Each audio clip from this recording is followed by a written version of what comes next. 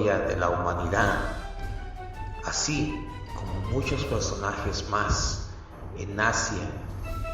Ese personaje que lo vemos en diferentes lugares, el cual tenemos una breve imagen de su compleja figura, de un Buda obeso, que lo hemos visto en diversas características de Occidente, con una visión de Occidente en donde podemos ver que en el Occidente la riqueza está basada en un personaje de cierta forma obeso, llamémoslo así, de los tiempos antediluvianos. Guarda ella al elefante, majestuoso y sabio, la boa voraz y los ejércitos de monos retorzones del periodo verídico, subsistente el culto de los elementos y los antepasados. Este personaje resurge entre las cenizas de un imperio, saliendo literalmente de la burguesía de aquella época donde estaba el resplandor de la India, siendo aún joven, un príncipe, en donde empieza a experimentar la inquietud a través de sueños, a través de visiones, a través de mensajes. Empieza a preguntarse qué es el sufrimiento, pero no sabe cómo explicarlo ni cómo experimentarlo, hasta que llega a salir de su palacio y llega a confrontar la realidad en la que vive su pueblo. De ahí el Buda empieza a renacer, empieza a ver la pobreza, la miseria que embarga las multitudes de su reino, en donde él iba a gobernar, de un padre y una madre, una reina y un rey que no le permitía ver lo que era el sufrimiento, que estaba condenado a vivir literalmente en un palacio de oro. Brahmanes y maharayatas, príncipes, medicantes, sabios y faquires, mancebos, semidesnudos y mujeres de maravillosa hermosura, niños de porte grave y ancianos tambalaqueantes, salen como una marea humana de los palacios y de los templos que bordean la orilla izquierda del Ganges. Sobre un sendero de las lenguas han contemplado esta multitud ostentando sedas suntuosas y sórdidos harapos. La India, un lugar emblemático. Esto nos remonta 2000 años antes de Cristo, en el año 1500-1400 antes de Cristo, que hoy actualmente en los rollos del Mar Muerto aparece un papiro que dice: ciertamente yo fui una iluminación, pero vendrá detrás de mí un Buda mayor. A él escuchar y seguir su enseñanza, seguir sus pasos, porque él irá por todo el globo terráqueo haciendo Budas. Texto de Buda, donde a través de una meditación los monjes tibetanos en aquellas montañas aisladas, frívolas, casi inalcanzables para el ser humano, se presenta el Buda a través de la meditación y les deja un mensaje trascendental a sus discípulos.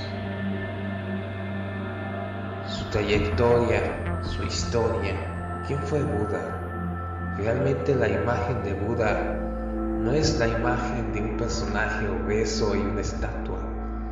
No, va más allá de una religión, más allá de un pensamiento racional, más allá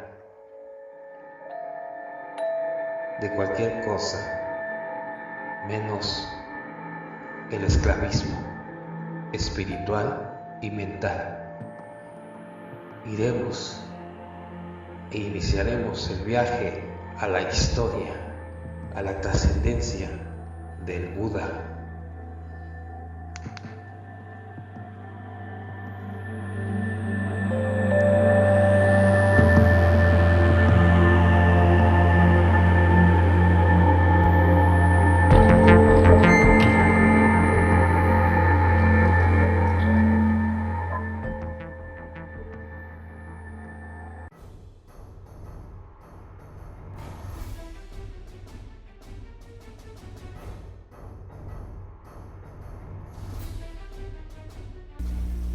Bueno amigos, esto fue nuestra pequeña introducción sobre el gran iluminado Buda, que en otros nombres se llama Sakyamuni.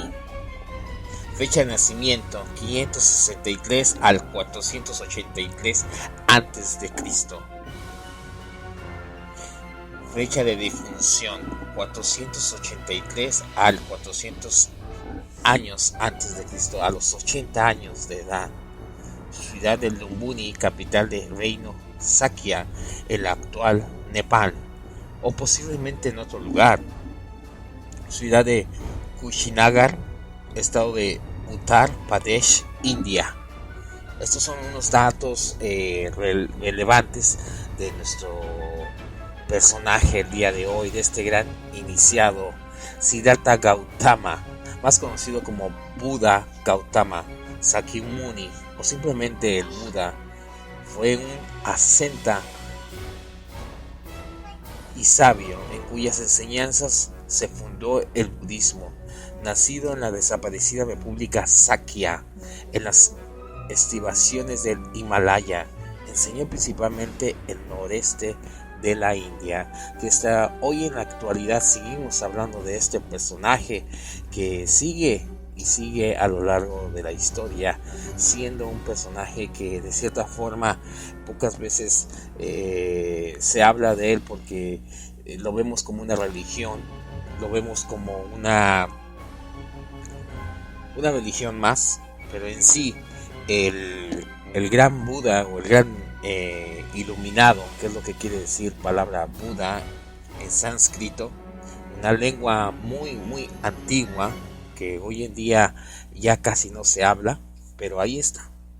Este personaje no fundó ninguna religión, no fundó ninguna adoración, simplemente fue un personaje que fue en busca de la iluminación.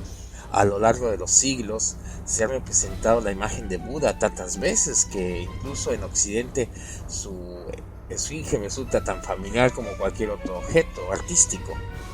Solemos verle sentado sobre sus piernas en actitud meditativa o con una protuberancia más o menos saliente en la cúspide del cráneo y un lunar piloso entre las cejas, cubierto por un vaporoso manto sacerdotal aureatolio.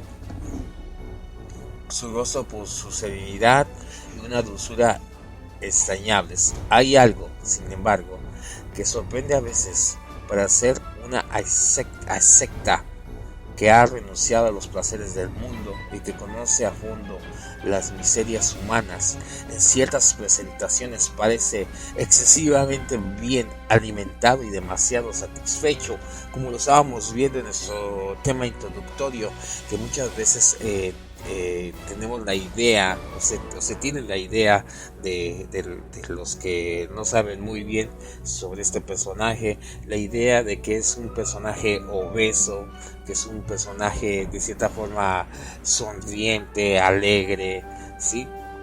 Y se tiene esa idea, ¿sí? Pero realmente el verdadero Buda de la historia era un personaje delgado, y muchas veces se piensa que Buda era de China, ¿sí?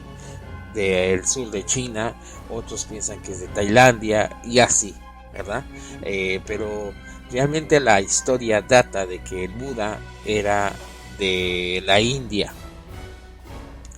Y es creencia común considerar que los santos llevan una vida eremética de lucha y sacrificio en busca de la paz interior.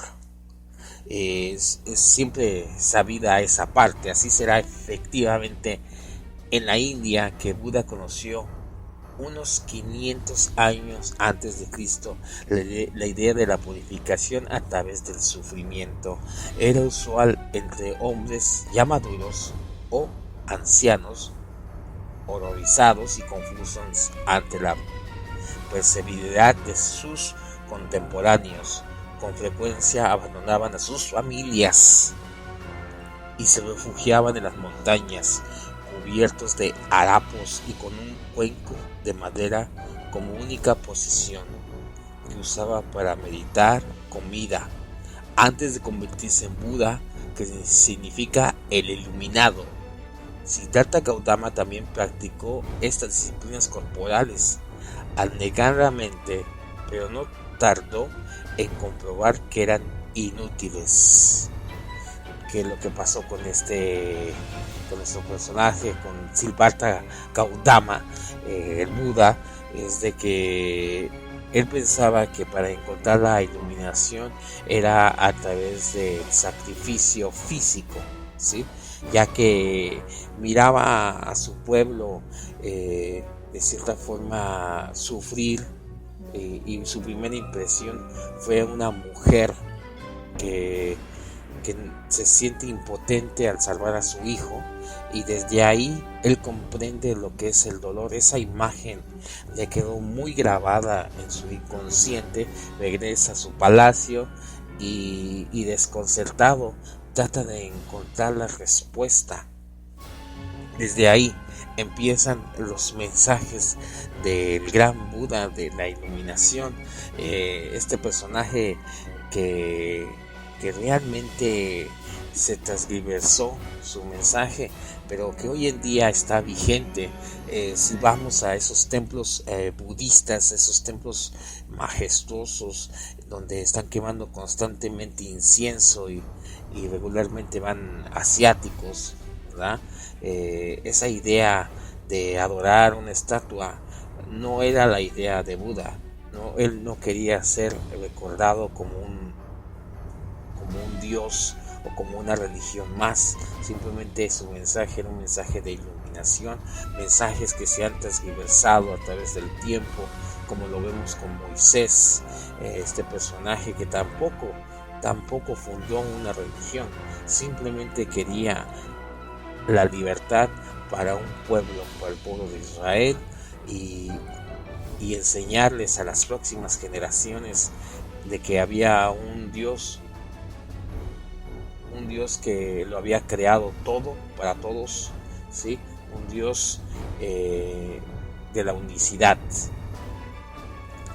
Y bueno, quiero hablarte sobre una vida de príncipe. Siddhartha Gautama nació probablemente en el año 558 a.C. en Kapilavastu, ciudad amurallada del reino Sakya, situada en la región meridional de Himalaya, en la India, conocido también como el nombre de Sakyamuni en el sabio de Saikaya. Siddhartha era hijo de Suddhodana, rey de Sakya, y de la reina Maya. Qué curioso, ¿no? Hasta dónde llega el nombre Maya, que tiene esa liberación de una reina que se llame Maya. ¿No se te hace muy familiar este nombre asociado con los mayas? Ya que también se dice que los chinos, los asiáticos, llegaron muy probablemente antes de Cristóbal Colón, y de American Pompucio, que fue el primer conquistador en Latinoamérica o descubrir